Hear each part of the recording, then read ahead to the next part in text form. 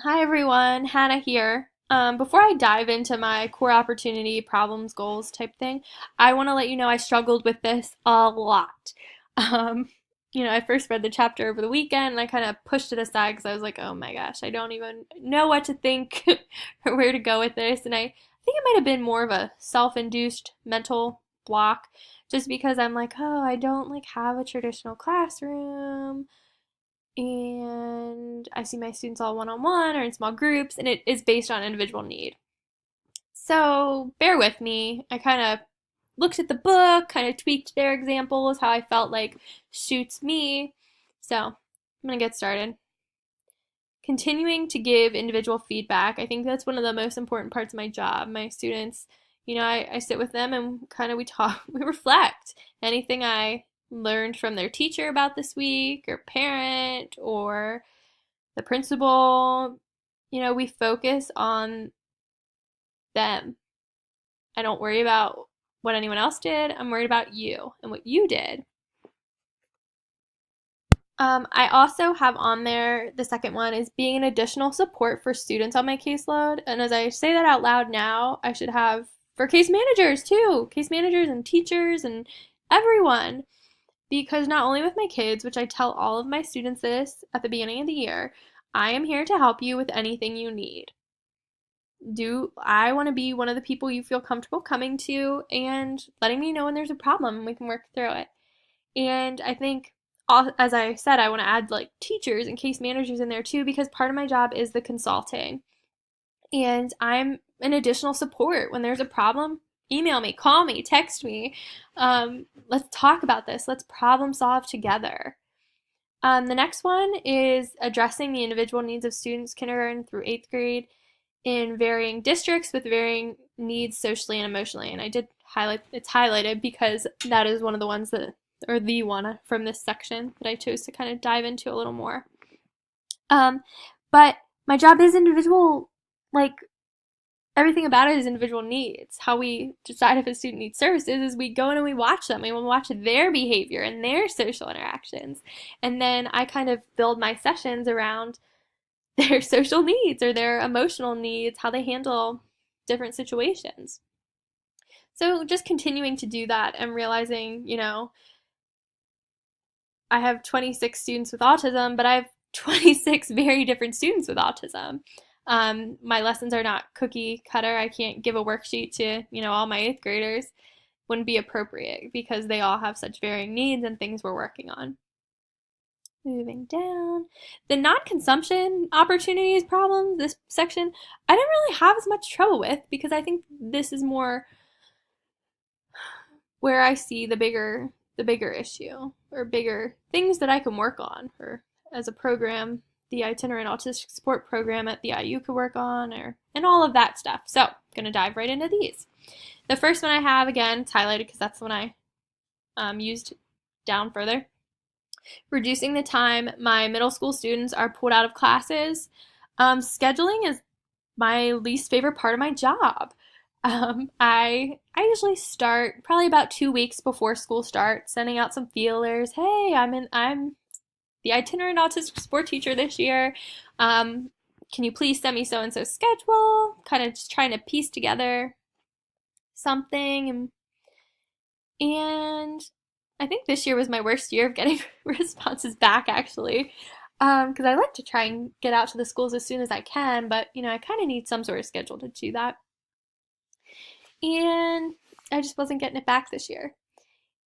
My goal is to never pull from a core subject, which is difficult. And this year I have 13 middle school students, about. And of course, every single case manager was like, pull them from Flex. Well, there's only one of me, and there are only 4 days that I am at the middle school to pull from Flex. So I knew immediately that wasn't going to work. Um, so then I go to specials, and last resort is from a core subject. And a lot of my students are already behind in class, and me pulling them just makes them more behind and I hate it. I feel for my kids, but they're like with how the service is working right now. There's not much to do unless we did some blended opportunities or some online opportunities. Another thing with scheduling that I just want to touch on is I just got a middle schooler last week. Of course, all my flexes are filled up. A lot of my special times are filled up, so we have to get creative sometimes. The other one I have is serving students who are frequently absent. I have a few students that, man, every week they're always out. Like at least one day they're out, maybe to appointments. Maybe they are sick.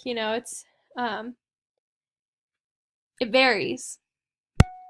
I don't necessarily have to make up the time when a student is absent, but it kind of stinks. Like I had one student that was gone for like 3 weeks. Like he missed a lot of instruction in something that he needs help with.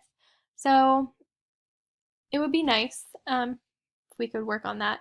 Another thing is me being absent. I try my best to always be there, but stuff happens and you have to take a day every now and then, and you can't be at school sick. And I think depending on how sick I am, I could either just put like a social behavior map up or for them to fill out, or I could do something. They could still get the service in some sort of way.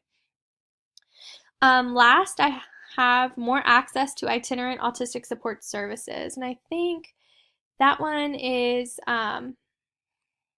important because there's some days, more so on Tuesdays, I'm over in the Ephrata School District. I spend a lot of time in my car traveling to the schools. And if I wouldn't have to travel and could kind of do my stuff online, it would give me more access to more students on my caseload, and which might be nice. The travel time just kind of hinders how I have to schedule when I'm back and forth so much. Moving on.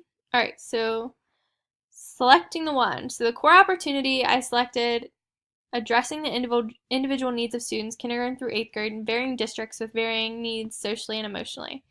So what specific area of improvement do I want to target? So I just want to target the different needs of my students, or continue to target the different needs of my students. I have one student with I just had this conversation with a teacher today. She was like, I've never had a student with autism like him. And I was like, well, yeah, like all your kids are different, autism or not. They each have different needs, and that's what we need to work on. Measurable, what is your measurable outcome or indicator of progress? So it's just continuing to make that progress on their IEP goals. I guess this is another kind of part of my job that I kind of struggle with. In a one-on-one setting, students are usually great. And it's when I throw them back into the classroom where we continue to see the problems. So I think a big part of my job, and I'm going to start shifting this as students master their goals, is also mastering their behavior in the classroom. So I'm working on for example, I'm working on a not swearing with a student, like finding that replacement word we can say. Well, he's great doing it with me. Actually, in my sessions, I've never heard him swear. But as soon as he gets in that ELA class, 40-minute class period, I think his teacher tallied 60 swear words. So we need to make sure that the skills are also transferring into the classroom. So who can be responsible? Me, continuing to work on my social and emotional needs with my students. I also have the case managers because we are a team. We work really well together. We bounce ideas off of each other. And I think sometimes the classroom teachers need to make sure that they're handling the behavior instead of just ignoring, or handling it appropriately, because sometimes the behavior is an avoidance behavior, like they're trying to avoid something. So like throwing them out of the classroom, maybe your go-to, but that kid just got what he wants. So we kind of just all need to work together to do that. Realistic. I think it's realistic because I'm meeting the individual needs of my students, but I do think I could convert this to an online setting somehow. I can be available for video chats in schools that are not one-to-one or don't have a computer or tablet. Like we could work something out because there are computers and tablets in the classroom. It would have to be a learning curve, and I think more so with mine, since my itinerant autistic support services are given like one specific way, it would need to be something I had a conversation I have with my supervisor and a conversation with the head of special ed at the school I'm at to kind of work through this. Um, Results over the school year. My IEP goals are based on marking periods, so I guess it could even be a marking period.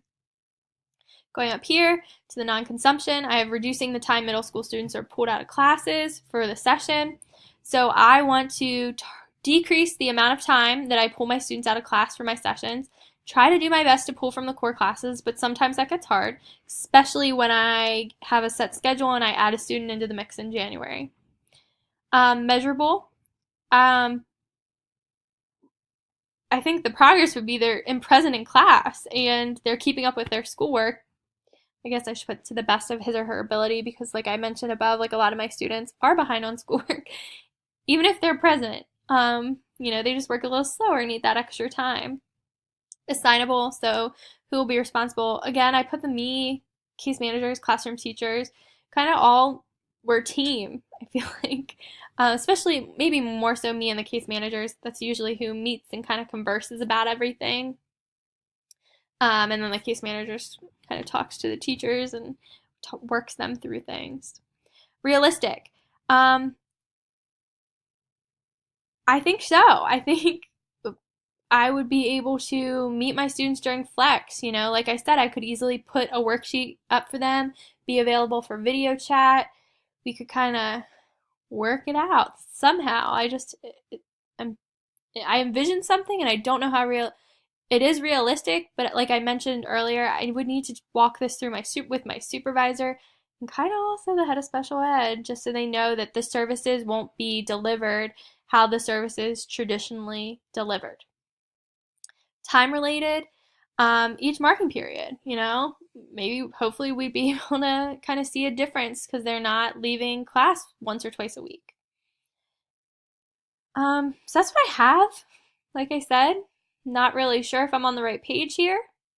Struggled a little bit, but I think there's some problems, and maybe going to an online setting would definitely reduce those.